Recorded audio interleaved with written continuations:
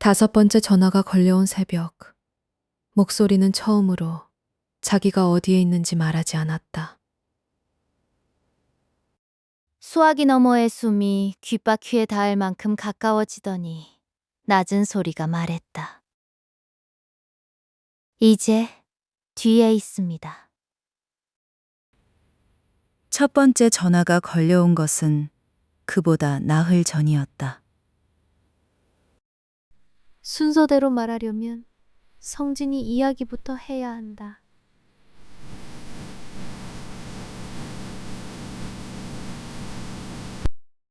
성진이는 2달 전에 연락이 끊긴 내 고등학교 동창이다. 마지막 통화에서 그 애는 취한 목소리로 뭐든지 대답해주는 전화가 있다는 이야기를 했다.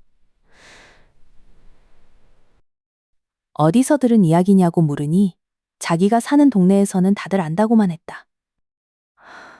나는 웃어 넘겼고 그게 우리가 나눈 마지막 대화가 됐다.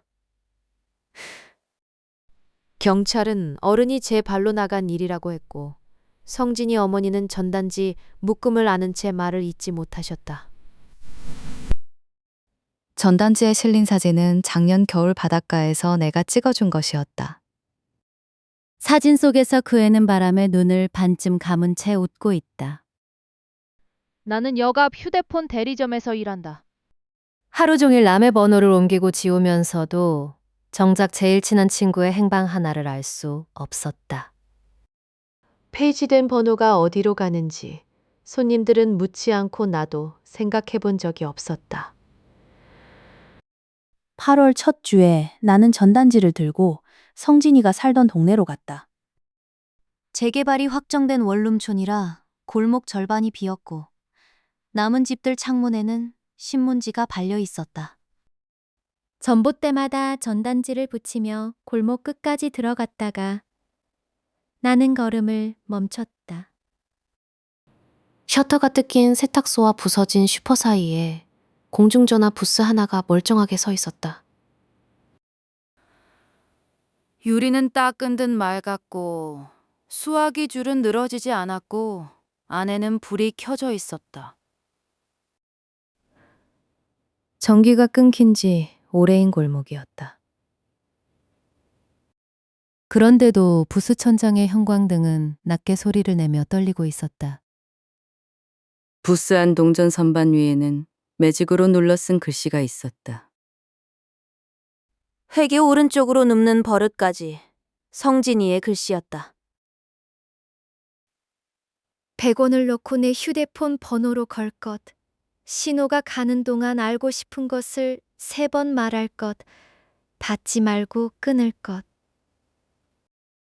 그 아래에 조금 더 흐린 글씨로 나머지 규칙은 걸려오는 쪽이 가르쳐 준다고 적혀 있었다. 주머니를 뒤지자 100원짜리 동전이 2개 나왔다. 수화기를 들자 전기가 끊긴 골목의 전화기에서 발신음이 멀쩡하게 흘러나왔다. 동전 떨어지는 소리가 빈 골목까지 울렸고 나는 내 번호를 눌렀다. 신호음이 가는 동안 3번 말했다. 성진이가 어디 있는지 알고 싶어요. 주머니 속에서 내 휴대폰이 진동하기 시작했고 나는 받지 않고 수화기를 걸었다.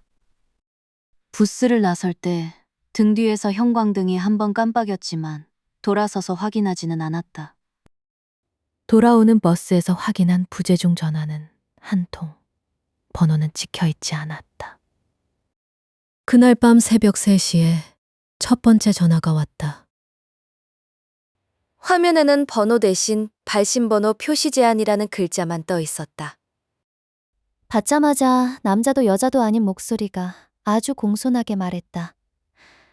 지금 사거리 신호등 앞에 있습니다.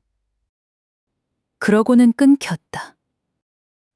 우리 집에서 사거리까지는 걸어서 15분 거리다.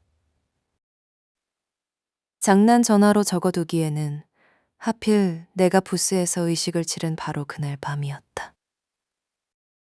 나는 이불 속에서 현관 쪽으로 귀를 세운 채 아침을 맞았다. 다음 날 밤 같은 시각에 두 번째 전화가 왔다. 지금 편의점 앞에 있습니다. 우리 집 골목 어귀의 편의점이었다. 사거리에서 편의점까지 그것은 밤새 딱 그만큼을 걸어온 셈이었다. 창문으로 내다본 골목에는 아무도 없었고 간판만 하얗게 떠 있었다. 다음 날 대리점에서는 남의 전화벨이 울릴 때마다 어깨가 먼저 움츠러들었다. 셋째 밤의 목소리는 계단이라고 했다. 우리 빌라 계단에는 센서 등이 달려 있는데 전화가 끊긴 뒤에도 복도 불은 한 번도 켜지지 않았다. 4층까지 올라오는 동안 한 번도 불이 켜지지 않는 걸음을 나는 상상하지 않으려고 했었다. 날이 밝자마자 나는 부스로 다시 갔다. 동전 반환구 안에 접힌 종이가 들어 있었고 그것도 성진이 글씨였다. 먼저 끊지 말 것. 마지막 전화에서는 반드시 하나만 물을 것. 무슨 소리가 나도 돌아보지 말 것. 종이 뒷면에는 한 줄이 더 있었는데 앞에 세 줄과 달리 획이 전부 무너져 있었다. 한참을 들여다보고서야 겨우 읽어냈다. 네 번째가 오면 이미 늦은 거야. 그 한 줄은 앞에 글씨보다 나중에 훨씬 급하게 쓰인 것처럼 보였다. 그 밤에 나는 집안의 불을 전부 켜놓고 앉아 있었다. 네 번째 전화는 3시 정각에 왔고 목소리는 여전히 공손했다. 지금 현관문 앞에 있습니다. 외시경에 눈을 대기까지 1분은 걸렸을 거다. 복도는 비어 있었다.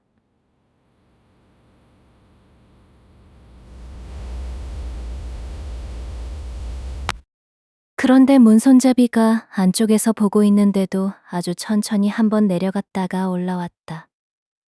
잠긴 문은 끝내 열리지 않았지만 나는 아침까지 손잡이에서 눈을 떼지 못했다.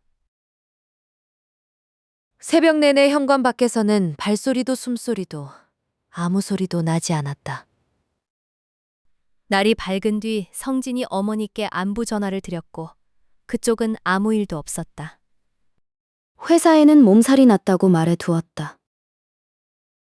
5째 밤이 오기 전에 집을 비울 생각도 했지만 그러면 이 전화가 어디로 걸려올지 알 수 없었다. 무엇보다 마지막 전화에서는 하나를 물을 수 있다고 했다. 성진이의 행방을 물을 수 있는 것은 이제 이 전화뿐이라는 생각이 나를 방바닥에 붙들어 놓았다. 저녁부터 나는 현관을 등지지 않는 자리를 찾아 방 안을 몇 바퀴나 돌았다. 결국 벽에 등을 붙이고 앉았다가 그 벽마저 못 믿어 조금 떨어져 앉았다. 3시 정각, 화면에 발신번호 표시 제한이 떴다. 받는 순간 목소리가 전화기에서만 나는 게 아니라 반박자 늦게 등 뒤에서도 겹쳐 들렸다. 방바닥에 앉은 내 그림자 위로 더 긴 그림자가 천천히 포개졌다. 먼저 끊지 말 것.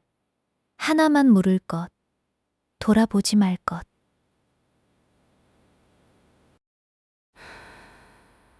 나는 이가 부딪히지 않도록 턱에 힘을 주고 물었다. 성진이는 지금 어디 있어요?